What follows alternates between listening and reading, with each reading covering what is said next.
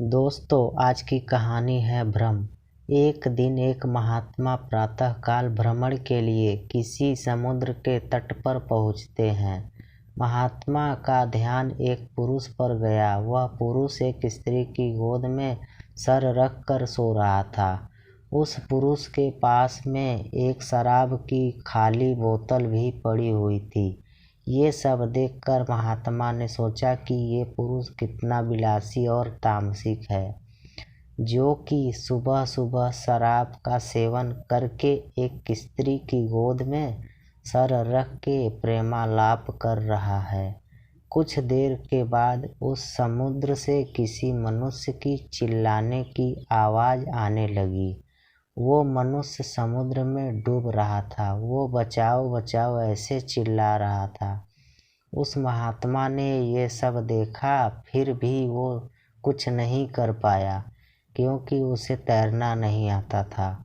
महात्मा बिना कुछ बोले वहीं के वहीं खड़े रहे और ये सब देखते रहे।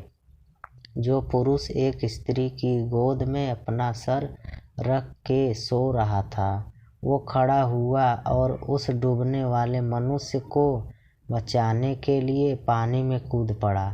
थोड़ी ही देर में तो उस पुरुष ने उस डूबने वाले व्यक्ति को बचा लिया और वो उसे समुद्र के किनारे पर लेकर आ गया। अब ये सब नज़ारा देखने के बाद वो महात्मा विचार में पड़ गए कि क्या मैं इस पुरुष को भला समझूं या फिर बुरा। महात्मा उस पुरुष के पास जाते हैं और उनसे पूछते हैं कि भाई तुम कौन हो, यहाँ पर तुम क्या कर रहे हो।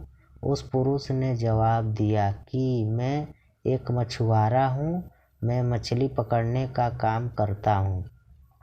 आज कई दिनों के बाद मैं प्रातःकाल समुद्र से मछली पकड़ने के बाद जल्दी यहाँ पर आराम करने के लिए लौटा हूँ। मेरी माँ मुझे लेने के लिए आई है और उसको कोई दूसरा बर्तन न मिलने के कारण वह इस मदिरा की बोतल में पानी भरकर मेरे लिए आई है। मैं कई दिनों की यात्रा से काफ़ी थक गया था और इस भोर के सुहावने मौसम में ये पानी पीकर अपनी थकान कम करने माँ की गोद में सो गया।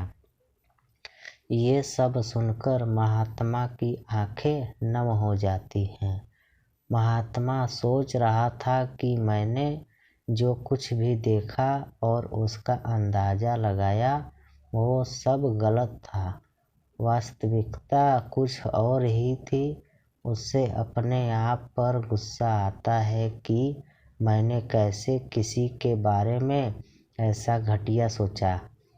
इसलिए हमें किसी भी निर्णय लेने से पहले उसके बारे में 100 बार सोचना चाहिए और अच्छे से सोच समझ कर ही फैसला लेना चाहिए, क्योंकि कभी कभी हम फालतू के भ्रम में होते हैं और ऐसे भ्रम में आकर हम गलत फैसला ही कर लेते हैं। दोस्तों, यह कहानी पसंद आई हो तो चैनल को सब्सक्राइब करें, लाइक और शेयर करना ना भूलें। कहानी को सुनने के लिए धन्यवाद।